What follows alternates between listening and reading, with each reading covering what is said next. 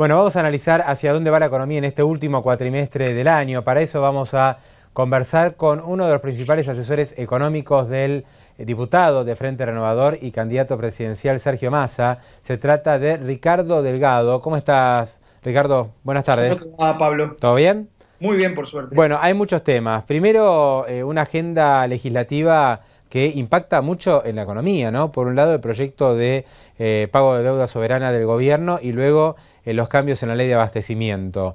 Me imagino que estás en contra Sí, de estas dos cuestiones porque, bueno, ya buena parte del arco sí, opositor lo ha manifestado en ese sí. sentido e incluso también Frente Renovador han presentado una propuesta, digamos, para analizar otra posibilidad respecto al pago de la deuda que hoy no se puede estar cumpliendo en Nueva York.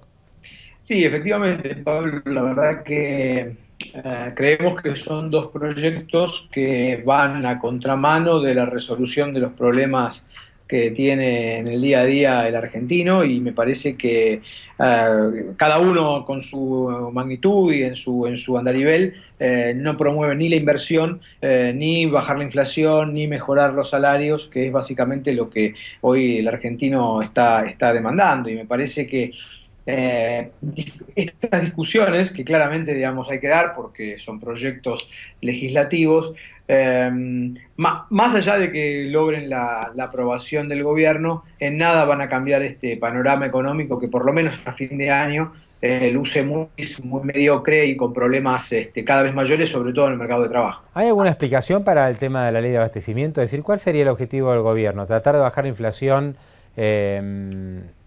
tomando a las empresas o tratando de meterse Sí. con la ecuación de costo? Digamos, ¿cuál sería el objetivo? ¿O estatizar empresas que hoy están en manos privadas?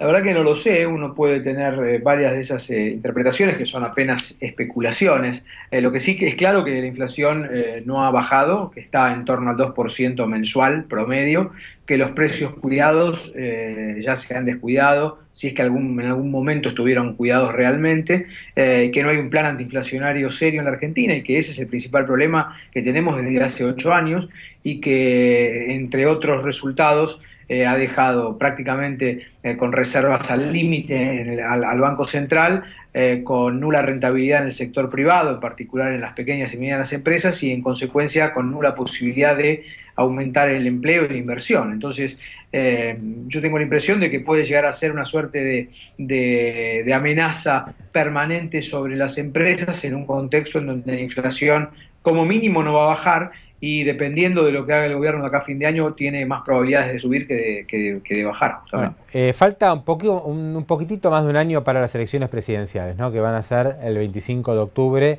bastante antes, el 9 de agosto, van a ser las PASO.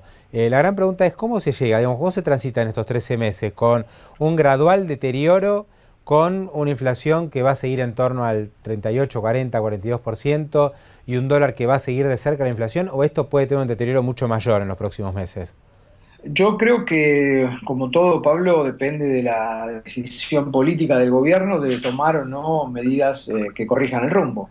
Nosotros en el Frente Renovador creemos que la Argentina tiene la posibilidad, y de hecho lo va a hacer a partir del 11 de diciembre del año que viene, de tener una mejor calidad de gestión económica y mejores resultados que los pobres, mediocres resultados que estamos viendo en todos los indicadores claves que hacen a la vida de los argentinos. Insisto, tener esta realidad económica no es lo que los argentinos tienen que tener y que hay mecanismos para poder solucionarlo. El gobierno está a tiempo de hacerlo.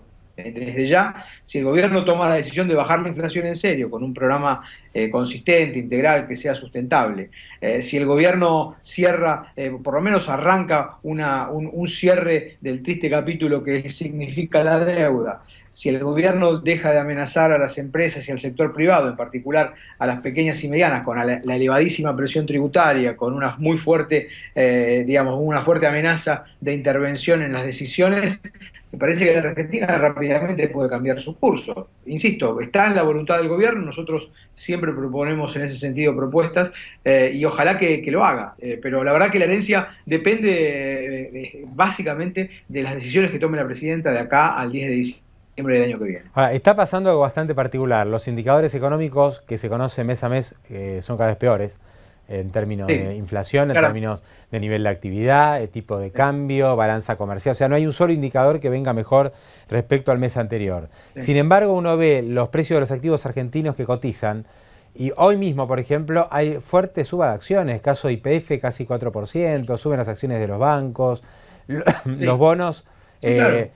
digamos, bajaron un poco, pero nada que ver a un precio de default. Es decir, que No, los inversores, evidentemente lo que están viendo es que hay un plazo de 12 meses, que es muy corto para una inversión de mediano o largo plazo, y piensa que tal vez después venga algo mejor, y tal vez ya están hasta minimizando estos 12 meses que les quedan al gobierno de Cristina Kirchner. Y nosotros que estamos acá adentro y claro. sufrimos todos los días, por ahí lo vemos con bastante más dramatismo. ¿Usted qué opina?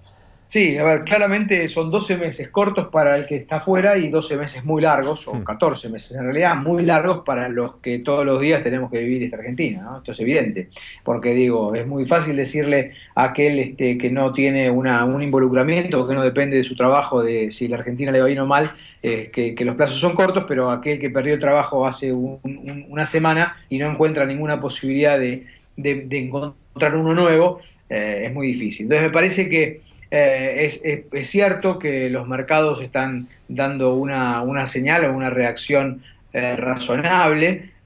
No estamos en valores de default en ninguno de los activos financieros. También es cierto que la volatilidad cambiaria ha aumentado, que no es gratis el default, porque si no en un límite podríamos decir no arreglemos y total no pasa nada. La verdad que en realidad está pasando, porque cuando uno, vos fíjate Pablo, ¿me escuchás bien? Perfecto, perfecto. Ah, perfecto. Sí. No, te decía, vos fíjate que a comienzos de año, o incluso unos meses antes de que el gobierno, digamos, tuviese el rechazo de la Corte Suprema de los Estados Unidos del caso de los buitres, el riesgo argentino merodeaba los 1.000 puntos. Cuando el gobierno empezó a negociar ya bajó a 700 puntos. Cuando se conoció la propuesta, aquella famosa de los bancos nacionales de comprar la deuda a los holdouts, el riesgo argentino fue el más bajo, fue de 560 puntos, fue el más bajo de los últimos 4 años. A partir de allí, evidentemente volvió a subir, hoy está en torno a 800 puntos o algo más, pero ciertamente lo que se está demostrando es que con un poco de sentido común y de racionalidad podés bajar el riesgo argentino a la mitad, ya sin hacer nada, tan solo con gestos, señales digamos, actitudes de una economía más normal. Entonces, por eso digo, creo que eso también está siendo visto por los inversores bueno, y ojalá que siga así. Me parece que eso nos da una suerte de red hasta ahora para evitar que justamente los daños reales en la economía sean mayores. Bueno, una última pregunta respecto a los proyectos que están en danza, Sí. puntualmente el de pago soberano. Se está discutiendo en estos momentos en el Senado, seguramente en algunas horas va a tener media sanción y luego va a pasar a la Cámara de Diputados, un par de semanas es ley. Ustedes han coincidido con algunos aspectos del proyecto, pero han presentado un proyecto alternativo. Cuénteme por qué este proyecto presentado del gobierno es inconveniente, de acuerdo a ustedes.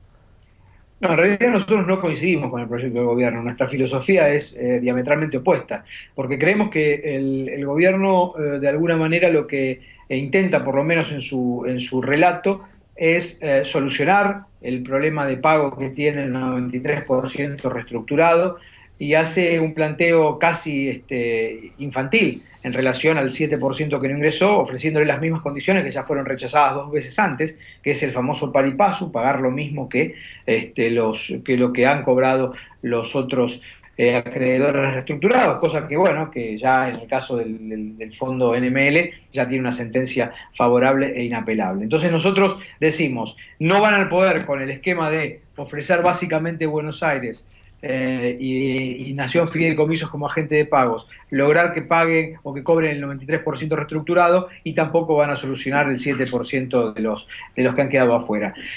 Nosotros tampoco creemos que haya que, como dicen algunas otras fuerzas políticas, pagar el fallo de Griesa sin más, porque el fallo de Griesa sin más abriría la puerta, según nuestros cálculos, a un incremento del stock neto de deuda de entre 35 y 45 mil millones de dólares y se le aplica la misma lógica de los 400 millones de dólares de capital inicial de Griesa y los casi 1.600 millones que falló el juez Griesa, digo, en términos de intereses punitorios y digamos, todos los gastos compensatorios de ese juicio. Entonces, si eso es así, para el 6%, que no es el 1% del fallo de Griesa, evidentemente estaríamos en una situación de deuda compleja. Entonces, me parece que el problema hay que tomarlo en su integralidad.